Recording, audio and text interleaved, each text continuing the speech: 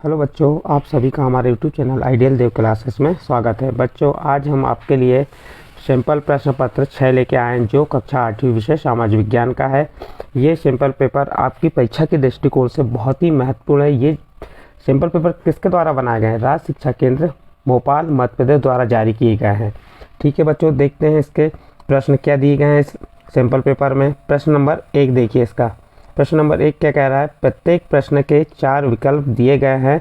सही विकल्प चुनकर अपनी उत्तर पुस्तिका में लिखिए और प्रत्येक प्रश्न के लिए 1 अंक निर्धारित है। देखिए इसका पहला विकल्प क्या है? गरम दल के प्रमुख नेता थे। यहाँ पे 4 ऑप्शन दिए, 4 ऑप्शन में से सही आंसर बताना है हमें। तो इसका सही आंसर हो जाएगा विपिन चंद्र पाल। ये कौन थे? गरम दल के नेता थे।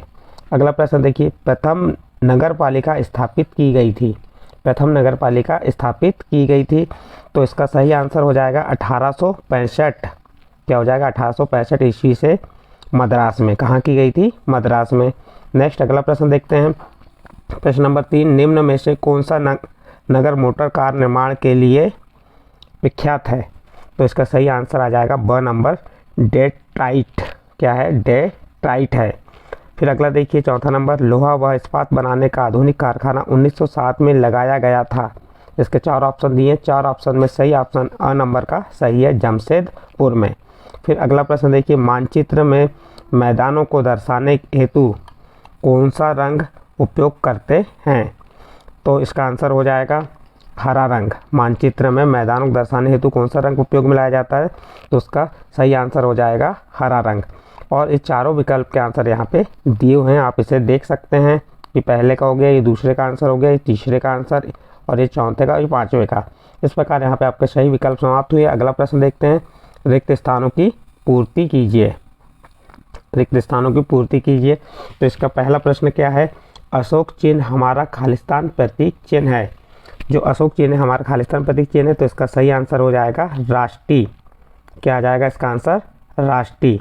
अगला प्रश्न देखिए, 1498 ईस्वी में खालिस्तान भारत के पश्चिमी समुद्री तट कालीकट पहुंचा। तो उसका सही आंसर हो जाएगा वास्को डी गामा। तीसरा नंबर देखिए, ऑस्ट्रेलिया महाद्वीप की मुख्य फसल खालिस्तान है। तो ऑस्ट्रेलिया महाद्वीप की मुख्य फसल है गेहूँ। ऑस्ट्रेलिया महाद्वीप की मुख्य फसल क्या है? गेहूँ है। फिर अगला प्रश्न देखिए, अगला प्रश्न क्या है? पृथ्वी की सबसे बाहरी परत को खालिस्तान कहते हैं। तो इसका उत्तर हो जाएगा भूपटटी। पृथ्वी की सबसे बाहरी परत को भूपटटी कहते हैं। इस प्रकार यहाँ पे आपके रिक्त स्थान समाप्त हुए। अगला प्रश्न, प्रश्न नंबर 3 देखिए। नीचे दिए गए प्रश्नों के उत्तर संक्षेप में लिखिए। इसका पहला प्रश्न देखिए, ऑस्ट्रेलिया के 3 मुख्य वृक्षों के नाम बताइए। तो इसका पहला उत्तर देखिए, नंबर 1 देवदार, नंबर 2 बाओबाब, नंबर 3 बोतल। ये क्या हो गया? ऑस्ट्रेलिया के 3 मुख्य वृक्षों के नाम। क्यूबा को शक्कर का घर क्यों कहा जाता है? तो इसका उत्तर देखिए, क्यूबा का गन्ना उत्पादन में विश्व में 3रा स्थान है, इसलिए क्यूबा को शक्कर का घर कहा जाता है। अगला प्रश्न देखिए, समुच्चय रेखा किसे कहते हैं? उत्तर देखिए, मानचित्र पर खींची गई वे रेखाएं जो समुद्र तल के समान ऊंचाई वाले सभी स्थानों को मिलाती हैं समुच्चय रेखाएं कहलाती हैं। यहाँ पे आपका प्रश्न नंबर 3 का उत्तर समाप्त हुआ। अब देखिए प्रश्न नंबर 4। प्रश्न नंबर 4 क्या कह रहा है? पंचशील का अर्थ लिखिए। तो उत्तर देखिए इसका, पंचशील संस्कृत के 2 शब्द पंच और शील से बना है। पंच का अर्थ है 5 और शील का अर्थ है आचरण। आचरण के नियम, अर्थात आचरण के 5 नियम क्या कहलाएंगे? पंचशील। अगला प्रश्न देखिए, सत्यशोधक समाज की स्थापना किसने की थी? तो इसका उत्तर हो गया ज्योतिबा फुले। अगला प्रश्न देखिए, बंगाल विभाजन घटना कब और किस वायसराय के समय घटित हुई? उत्तर होगा उसका, बंगाल विभाजन की घटना सन 1905 ईस्वी में लॉर्ड कर्जन के शासनकाल में घटित हुई। इस प्रकार यहाँ पे आपका प्रश्न नंबर 4 समाप्त हुआ। इसके बाद नेक्स्ट प्रश्न है प्रश्न नंबर, अगला प्रश्न देखते हैं। प्रश्न क्या है? प्रश्न 4। नीचे दिए गए प्रश्नों के उत्तर लगभग 60 से 70 शब्दों में लिखिए। तो देखिए इसका पहला प्रश्न क्या है? खिलाफत आंदोलन क्यों चलाया गया? तो उत्तर देखिए, प्रथम विश्व युद्ध में इंग्लैंड ने तुर्की को पराजित कर वहां की जनता पर अत्याचार किए। खलीफा को उसके पद से हटाने का निर्णय लिया गया। तुर्की में किए गए ब्रिटेन के इस कार्य की भारत के मुसलमानों ने घोर निंदा करते हुए अंग्रेजों की खिलाफत की। भारत में 1919 में मोहम्मद अली जिन्ना, शौकत अली, मौलाना आज़ाद के नेतृत्व में खिलाफत कमेटी का गठन किया गया, जिसका मुख्य उद्देश्य अंग्रेजों के द्वारा तुर्की खलीफा को पद से हटाने तथा मुसलमानों की भावनाओं को ठेस पहुंचाने का विरोध करना था। गांधी जी एवं कांग्रेस के सदस्यों ने खिलाफत आंदोलन में मुसलमानों को पूर्ण सहयोग देने का वचन दिया। यहाँ पे प्रश्न क्रमांक 1 समाप्त हुआ। अगला प्रश्न क्रमांक 2 क्या है? प्रार्थना समाज की स्थापना। प्रार्थना समाज की स्थापना किसने की थी? इनके द्वारा किए गए समाज सुधार के कोई 4 कार्य लिखिए। उत्तर देखिए, ब्रह्मा समाज से प्रभावित होकर सन 1867 ईस्वी में बम्बई में महादेव गोविंद रानडे ने प्रार्थना समाज की स्थापना की। किसने की थी प्रार्थना समाज की स्थापना? तो उत्तर हो जाएगा गोविंद रानडे।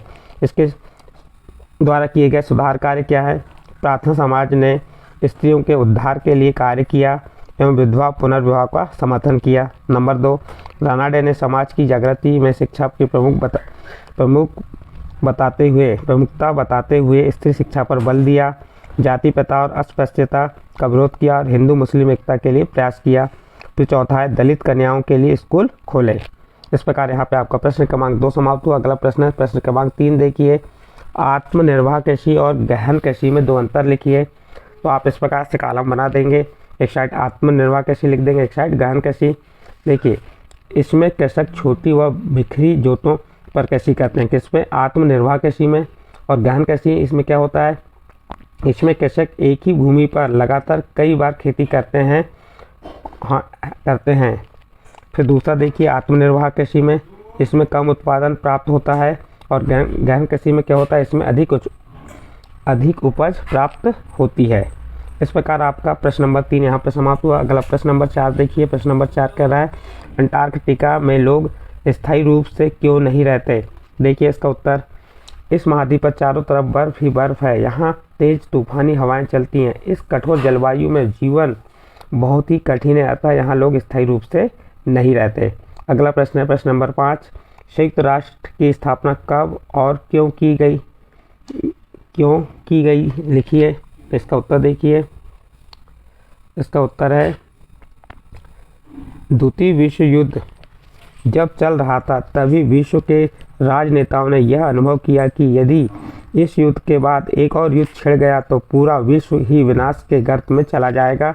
अतः यह विचार किया गया कि ऐसे प्रयत्न किए जाएं कि भविष्य में अब कोई युद्ध ना हो। इस उद्देश्य की पूर्ति के लिए संयुक्त राष्ट्र की स्थापना 24 अक्टूबर 1945 को की गई। इस प्रकार आपका प्रश्न नंबर 5 यहाँ पर समाप्त हुआ। अब इसका प्रश्न नंबर जो है 6, वायुसेना के अधिकारी वर्ग पदक्रम की सूची का चार्ट बनाइए। इसको हमने सैंपल पेपर प्रश्न पत्र 1 में बता चुके हैं। अगला प्रश्न देखिए, ऑस्ट्रेलिया का पश्चिमी भाग मरुस्थलीय क्यों है? उत्तर देखिए इसका, ऑस्ट्रेलिया के पश्चिमी भाग में कोई ऊंचा पर्वतीय क्षेत्र नहीं है जो भाप भरी हवाओं को रोककर वहां वर्षा करा सके। यही कारण है कि पश्चिमी भाग शुष्क रह जाते हैं, जिससे ऑस्ट्रेलिया के पश्चिमी भाग में विशाल मरुस्थल पाए जाते हैं। इस प्रकार यहाँ पे आपका प्रश्न 4 का प्रश्न नंबर 6 समाप्त हुआ। अब अगला प्रश्न नंबर 5 देखिए। नीचे दिए गए प्रश्नों के उत्तर लगभग 100 से 125 शब्दों में लिखिए। देखिए इसका पहला प्रश्न, चंपारण, अहमदाबाद एवं खेड़ा आंदोलन में गांधी जी की भूमिका स्पष्ट कीजिए।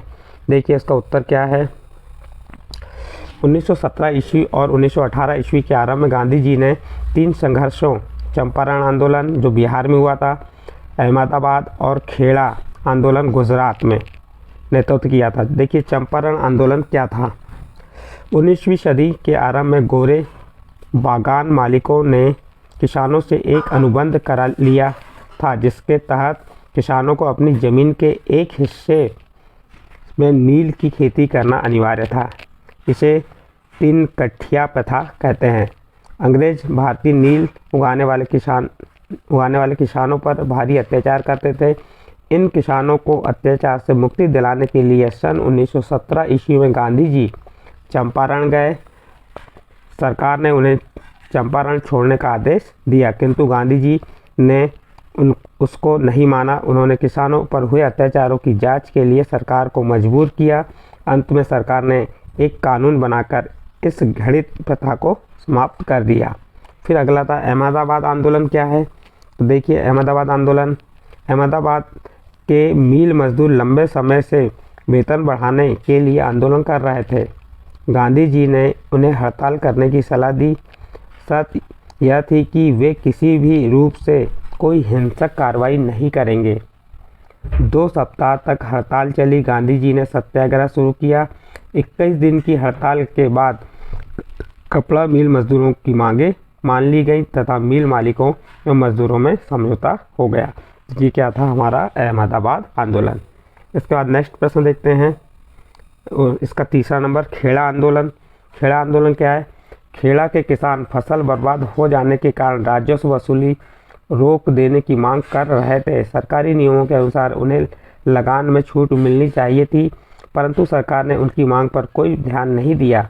गांधी जी ने खेड़ा पहुंचकर उन्हें सत्याग्रह करने की सलाह दी। किसानों ने सत्याग्रह आंदोलन शुरू किया, जिसका नेतृत्व गांधी जी ने किया। अंत में सरकार को झुकना पड़ा और किसानों की मांग को मानना पड़ा। ये क्या हो गया, खेड़ा आंदोलन।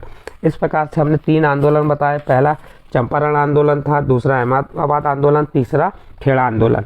इनके अलग अलग प्रश्न भी पूछ सकता है। तो ये एक प्रश्न हो गया। इसके अथवे में एक और प्रश्न दिया है, किप्स मिशन क्या था। आप इस जो अथवे वाले को लिखिए या पहले प्रश्न को लिखिए, दोनों में से किसी एक का उत्तर आपको लिखना है। देखिए किप्स मिशन क्या है। द्वितीय विश्व युद्ध के दौरान अंग्रेज भारत के सक्रिय एवं पूर्ण सहयोग के लिए बेचैन थे। भारत की दक्षिणी पूर्वी सीमाओं पर जापानी खतरा बढ़ रहा था। दूसरी ओर रंगून में स्थित Indian national army Burma Myanmar के रास्ते भारत पर आक्रमण करने के लिए तैयारी कर रहे थे। इसी स्थिति में इंग्लैंड में तत्कालीन मंत्रिमंडल के सदस्य सर स्टैफोर्ड किप्स को भारतीयों के लिए वर्तमान में स्वशासन और भविष्य के लिए कुछ ठोस आश्वासन के साथ भारत भेजा गया। इसके पीछे ब्रिटिश सरकार की भावना यह थी कि युद्ध में जापान का सामना करने के लिए भारतीय ब्रिटिश सरकार का सहयोग करे। किप्स मिशन ने भारतीय नेताओं के साथ विचार विमर्श के बाद अपनी योजना प्रस्तुत की। इसे किप्स योजना कहते हैं। इस योजना के अनुसार युद्ध उपरांत भारत को अधिराज्य का दर्जा दिया गया। एक संविधान सभा भी प्रस्तावित थी, परंतु भारत के लगभग सभी दलों ने इसमें निहित खामियों के कारण किप्स मिशन को अस्वीकार कर दिया। इस प्रकार यहाँ पे ये प्रश्न समाप्त हुआ। अगला प्रश्न देखते हैं, भारत की विदेश नीति के प्रमुख लक्ष्य लिखिए। उत्तर देखिए इसका, भारत की विदेश नीति के प्रमुख लक्ष्य निम्नलिखित है। नंबर 1, भारत के विश्व की प्रभावशाली शक्ति बनाना। नंबर 2, भारत के औद्योगिक विकास के लिए दूसरे देशों से आर्थिक सहायता प्राप्त करना। नंबर 3, उपनिवेशवाद और साम्राज्यवाद का विरोध करना। नंबर 4, एशिया और अफ्रीका के देशों में के स्वतंत्रता आंदोलन का समर्थन करना। नंबर 5, राष्ट्रमंडल के देशों से घनिष्ठ संबंध बनाए रखना। नंबर 6, राष्ट्रीय हितों की पूर्ति करना। नंबर 7, वैदेशिक व्यापार के विकास हेतु आवश्यक दशाओं का निर्माण करना। ये क्या हो गए, भारत की विदेश नीति के प्रमुख लक्ष्य हो गए। उसके बाद उसके अथवे में एक और प्रश्न दिया है, वैश्वीकरण के प्रभावों का वर्णन कीजिए। देखिए इसका उत्तर, वैश्वीकरण के प्रतिकूल प्रभाव घरेलू उद्योग बहुराष्ट्रीय कंपनियों के साथ प्रतिस्पर्धा न कर पाने के कारण धीरे धीरे समाप्त हो गई। फिर अगला देखिए, इसमें अगला पॉइंट क्या बताया, सेकंड नंबर, घरेलू उद्योगों की समाप्ति के कारण रोजगार के अवसरों में कमी आई, जिससे आय वितरण की विषमता में वृद्धि हो गई। तीसरा पॉइंट, वैश्वीकरण ने उपभोक्तावादी संस्कृति का प्रसार किया। चौथा, वैश्वीकरण के परिणाम स्वरूप देश में आम उपभोग की वस्तुओं की तुलना में विलासितापूर्ण वस्तुओं की भरमार हो गई। इस प्रकार यहाँ पर इस प्रश्न का उत्तर समाप्त हुआ। अगला प्रश्न देखते हैं, कृषि एवं पशुपालन पर्यावरण को किस प्रकार प्रभावित करते हैं। देखिए इसका उत्तर, कृषि में भूमि की जुताई, फसल उगाना, काटना, पशुपालन आदि सम्मिलित हैं। आधुनिक कृषि परंपरागत कृषि से बिल्कुल भिन्न है। पारंपरिक कृषि में मानवीय तथा पशु श्रम पर आधारित थी, जबकि आधुनिक कृषि अत्यंत यांत्रिक है। कृषि संबंधी कई गतिविधियां पर्यावरण के अनुकूलन नहीं है। कुछ गतिविधियां पर्यावरण को प्रत्यक्ष तथा कुछ परोक्ष रूप से प्रभावित करती हैं। आधुनिक कृषि में उत्पादन वृद्धि के लिए उर्वरकों का उपयोग दिन प्रतिदिन बढ़ रहा है। रासायनिक उर्वरक यद्यपि खाद्यान्नों का उत्पादन बढ़ाने में लाभदायक है, लेकिन पर्यावरण पर ये हानिकारक प्रभाव डालते हैं। सामान्यतः खेत में डाले गए रासायनिक उर्वरकों और कीटनाशकों के अवशेष मिट्टी में रह जाते हैं तथा वर्षा के जल के साथ प्रभावित होकर खेतों के निकट स्थित तालाबों, नदियों और झीलों में पहुंच जाते हैं। वहां ये उन स्रोतों को प्रदूषित करते हैं जहां मिट्टी में रिसकर भूजल को भी प्रदूषित करते हैं। पशुपालन ने भी पर्यावरण को प्रभावित किया है। पशु उत्पादों की मांग दिन प्रतिदिन बढ़ रही है। इस बढ़ती मांग की पूर्ति के लिए वैज्ञानिक इन उत्पादों की वृद्धि पर कठोर परिश्रम कर रहे हैं। पशुओं का कृत्रिम प्रजनन तथा उत्पादों की गुणवत्ता को प्रभावित कर रहा है। वहीं इससे जैविक विविधता प्रभावित हो रही है। और ये प्रश्न का उत्तर यहाँ पर समाप्त हुआ। इसके अर्थों में और एक प्रश्न दिया, वी आकार की घाटी का समुच्चय रेखा द्वारा दर्शाई। तो आप इस प्रकार से वी आकार घाटी को समुच्चय रेखाओं द्वारा दर्शा सकते हैं और इस चित्र को बना सकते हैं। ये देखिए, आपको यहाँ पे वी आकार की हमने नदी घाटी बना के बताए हुए हैं। इसे आप देख सकते हैं और इस प्रकार से आप अपने पेपर में बना सकते हैं। नेक्स्ट अगला प्रश्न देखते हैं। ऑस्ट्रेलिया महाद्वीप के रेखा मानचित्र में निम्नलिखित को दर्शाइए। तो यहाँ पे ये आपको कारपेंटर खाड़ी, ग्रेट सैंडी स्थल, तस्मानिया भेड़ पालन क्षेत्र, एडिलेड, सोने की खदान, कालूगढ़ली, मकर रेखा, ये दिए, इन्हें दर्शाइए। या इसके अर्थों में ये दिए हैं, ये वाले ग्रेट बैरियर जो आपको यहाँ पे बनते हैं, उन्हें आप अपने मानचित्र में प्रदर्शित कर सकते हैं। और हमने इस मानचित्र में आपको यहाँ प्रदर्शित करके बताए हुए हैं, आप इसे देख के भर सकते हैं। देखिए पापुआ, ये प्रत्येक जितने भी हमने अभी जो आदर्श प्रश्न पत्र थे, सभी प्रश्न पत्र में ऑस्ट्रेलिया महाद्वीप के बारे में बताया और यही महाद्वीप सब में दिखाया गया है। तो आप इस महाद्वीप का इस मानचित्र का अच्छे से अध्ययन कीजिए और पेपर की तैयारी कीजिए। इस प्रकार बच्चों हमने 6 सेट प्रश्न पत्र सेट बनाए हैं जो आपके पेपर के लिए महत्वपूर्ण है। ठीक है बच्चों, अब आपको हम आने वाले वीडियो में दूसरे विषय जैसे विज्ञान, गणित, इनके और प्रश्न पत्र लेके आएंगे जो सिंपल पेपर हैं। ऐसे 6 सेट आपको बताते जाएंगे। ठीक है बच्चों।